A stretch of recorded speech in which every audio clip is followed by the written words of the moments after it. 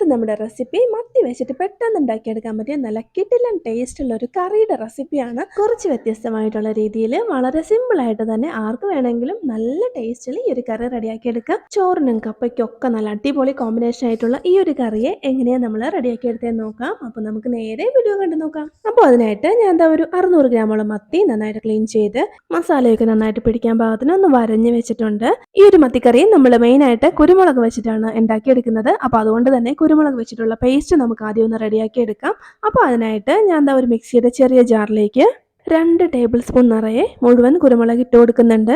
പിന്നെ ഇതിലേക്ക് വേണ്ടത് 1 ടീസ്പൂൺ നിറയെ മല്ലിയാണ്. അപ്പോൾ മല്ലി ഇതുപോലെ മുഴുവൻ മല്ലിയായിട്ട് ഇല്ലയെന്നുണ്ടെങ്കിൽ 1 ടീസ്പൂൺ നിറയെ മല്ലിപ്പൊടി ഇട്ട് കൊടുത്താലും മതി. പിന്നെ ഇതിലേക്ക് ഇതേപോലെ അത്യാവശ്യം വലിപ്പമുള്ള ഒരു കഷ്ണം ഇഞ്ചി ഇതേപോലെ ഒന്ന് കട്ട് ചെയ്ത് ഇട്ട് കൊടുക്കുക. പിന്നെ ഒരു 4-5 വെളുത്തുള്ളിയും കൂടി ഇട്ട് കൊടുക്കുക. ഒരു തണ്ട് കറിവേപ്പിലയും കൂടി ഇട്ട് ആവശ്യത്തിന് വെള്ളവും കൂടി ഒഴിച്ച് നല്ല ഫൈനായിട്ട് നമുക്കൊന്ന് അരച്ചെടുത്തിട്ട് വരാം. ചെറിയൊരു തരിതരിപ്പോട് കൂടി നന്നായിട്ട് തന്നെ അരച്ചെടുത്തിട്ടുണ്ട്. ഇത് മതി. ഇനി നമുക്ക് ഉടനെ തന്നെ നമ്മളുടെ കറി റെഡിയാക്കി എടുക്കാം. അപ്പോൾ അതിനായിട്ട് ഒരു മൺചട്ടി ഞാൻ വെച്ച് കൊടുത്തിട്ടുണ്ട്. നന്നായിട്ട് ചൂടായി കഴിയുമ്പോൾ 2-3 ടീസ്പൂൺ വെളിച്ചെണ്ണ ഒഴിച്ച് കൊടുക്കാം. ശേഷം കുറച്ച് കറിവേപ്പിലകൾ ഇട്ട് കൊടുത്തിട്ടുണ്ട്. ഇനി ഇതിലേക്ക് ഇട്ട് കൊടുക്കേണ്ടത് ചെറിയുള്ളിയാണ്. ഞാനൊരു 1/2 കപ്പ് അളവിൽ ചെറിയുള്ളി എടുത്തിട്ടുണ്ട്. അപ്പോൾ അത് നമുക്ക് എണ്ണയിലേക്ക് അങ്ങ് ഇട്ട് കൊടുക്കാം. കട്ട് ചെയ്യേണ്ട ആവശ്യമില്ല. കട്ട് ചെയ്യാതെ തന്നെ ഈ ഒരു ചെറിയുള്ളി നന്നായിട്ടൊന്ന് വാടി മൊരിഞ്ഞ് വരുമ്പോൾ ഒരു പ്രത്യേക ടേസ്റ്റ് ആയിരിക്കും നമ്മളുടെ ഒരു കറിക്ക്. ഇതിനോടൊപ്പം തന്നെ 1 ടീസ്പൂൺ നിറയെ ഉപ്പും കൂടി ചേർത്ത് കൊടുക്കാം. ഉപ്പും കൂടി ചേർത്ത് നന്നായിട്ടൊന്ന് ഇളക്കിയ ശേഷം ഇതിലേക്ക് നമുക്ക് പച്ചമുളക് ഇട്ട് കൊടുക്കാം. ഞാനൊരു 3 ഉണ്ട പച്ചമുളക് അങ്ങനെ തന്നെ ഇട്ട് കൊടുക്കുവാണ്. നന്നായിട്ടൊന്ന് ഇളക്കി കൊടുത്ത് എല്ലാം കൂടി ഒന്ന് മൊരിയിച്ചെടുക്കുക. ശേഷം നമുക്ക് ഇതിലേക്ക് ഒരു വലിയ തക്കാളിയുടെ പകുതി, ചെറുതാണെങ്കിൽ ഒരെണ്ണം എടുക്കാം കേട്ടോ. അപ്പോൾ ഞാനൊന്ന് സ്ലൈസ് ചെയ്ത് അതും കൂടി ചേർത്ത് കൊടുക്കുവാണ്. ഇനി നന്നായിട്ടൊന്ന് ഇളക്കി കൊടുത്താൽ തക്കാളിയും കൂടി ഒന്ന് കുക്ക് ചെയ്തെടുക്കാം. ഇതുപോലെ ഒന്ന് സോഫ്റ്റായിട്ട് കുക്കായാൽ മതി. ഇനി ഇതിലേക്ക് നമുക്ക് നമ്മൾ നേരത്തെ റെഡിയാക്കി വെച്ചിരുന്ന കുരുമുളകിൻ്റെ ആ ഒരു മിക്സ് അങ്ങ് ചേർത്ത് കൊടുക്കാം. ആ ഒരു പേസ്റ്റ് കംപ്ലീറ്റ് ഞാൻ ഇതുപോലെ ഇട്ട് കൊടുത്തിട്ടുണ്ട്. ഇനി ഇതിലേക്ക് നമുക്ക് 1 ടീസ്പൂൺ മഞ്ഞൾപ്പൊടിയും കൂടി ഇതുപോലെ അങ്ങ് ആഡ് ചെയ്ത് കൊടുക്കാം. മുളക് പൊടിയൊന്നും നമ്മൾ ഈ ഒരു കറിയിലേക്ക് ചേർത്ത് കൊടുക്കുന്നില്ല. എരിവിനാവശ്യമായ പച്ചമുളകും കുരുമുളകും ഇതുപോലെ ആണ് ചേർത്ത് കൊടുക്കുന്നത്. ഇനി ഇതെല്ലാം കൂടി നന്നായിട്ടൊന്ന് ഇളക്കി യോജിപ്പിച്ച് കൊടുക്കുക.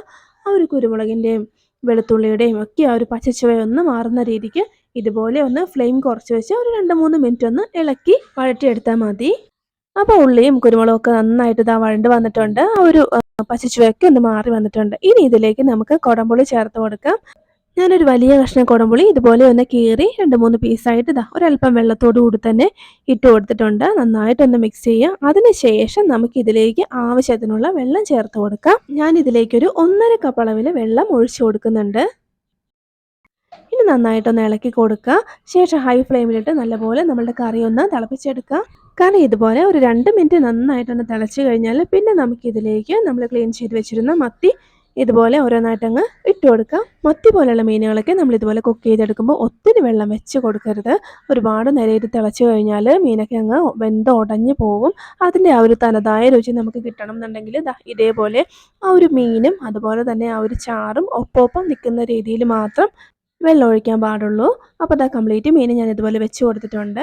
ആ ഒരു ചാറൊക്കെ എല്ലായിടത്തും ആവുന്ന രീതിയിൽ ഞാൻ ഒന്ന് അഡ്ജസ്റ്റ് ചെയ്ത് വെച്ചിട്ടുണ്ട്. ഇനി ഇത് നന്നായിട്ടൊന്ന് തിളയ്ക്കട്ടെ. ഹൈ ഫ്ലെയിമിലിട്ട് നന്നായിട്ടൊന്ന് തിളച്ച് കഴിഞ്ഞാൽ പിന്നെ ഇതേപോലെ ഒന്ന് ചുറ്റിച്ച് കൊടുക്കുക. അതിനുശേഷം ഫ്ലെയിം കുറച്ച് വെച്ച് ഇതേപോലെ ചെറിയൊരു ഗ്യാപ്പിട്ട് അടച്ച് വെച്ചിട്ട് നമുക്കൊന്ന് വറ്റിച്ചെടുക്കാം.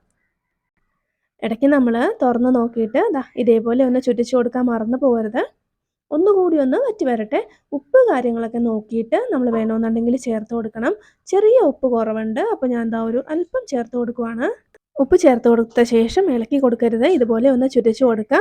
ഇനി ഒന്നുകൂടി ഒന്ന് വറ്റിക്കഴിഞ്ഞാൽ പിന്നെ നമുക്കിതിലേക്ക് ഇതേപോലെ ഒരു അല്പം വെളിച്ചെണ്ണ, ഒരു 1-2 ടീസ്പൂൺ പച്ച വെളിച്ചെണ്ണ ഇതേപോലെ ഒന്ന് ഒഴിച്ചു കൊടുക്കുക. കൂടെ തന്നെ കുറച്ച് കറിവേപ്പിലകളും കൂടി ഇതുപോലെ ഒന്ന് കീറി ഇട്ട് കൊടുക്കുക. നമ്മളുടെ കറി ഇതേപോലെ നല്ല കറക്റ്റ് പരുവത്തിന് കുറുകി വന്നു കഴിഞ്ഞാൽ പിന്നെ നമുക്ക് ഫ്ലെയിം ഓഫ് ചെയ്യാം. നല്ല അടിപൊളി ടേസ്റ്റുള്ള കുരുമുളകിട്ട മത്തി ഇവിടെ റെഡി ആയിട്ടുണ്ട്. ഭയങ്കര ടേസ്റ്റുള്ള നല്ല സ്മെല്ലോട് കൂടിയ ഒരു ഉഗ്രൻ കറിയാണ്. എല്ലാവർക്കും ഇഷ്ടപ്പെടും. അപ്പോൾ ഇത്രയേ ഉള്ളൂ. എല്ലാവരും ഒന്ന് ട്രൈ ചെയ്ത് നോക്കാം. വീഡിയോ ഇഷ്ടപ്പെട്ടാൽ ലൈക്ക് ചെയ്യാനും കമൻറ്റ് ചെയ്യാനും കൂടെ തന്നെ നമ്മുടെ ചാനലും കൂടി ഒന്ന് സബ്സ്ക്രൈബ് ചെയ്ത് സപ്പോർട്ട് ചെയ്യാനും മറക്കല്ലേ. അപ്പോൾ നമുക്ക് മറ്റൊരു നല്ല റെസിപ്പിയുമായി വീണ്ടും കാണാം.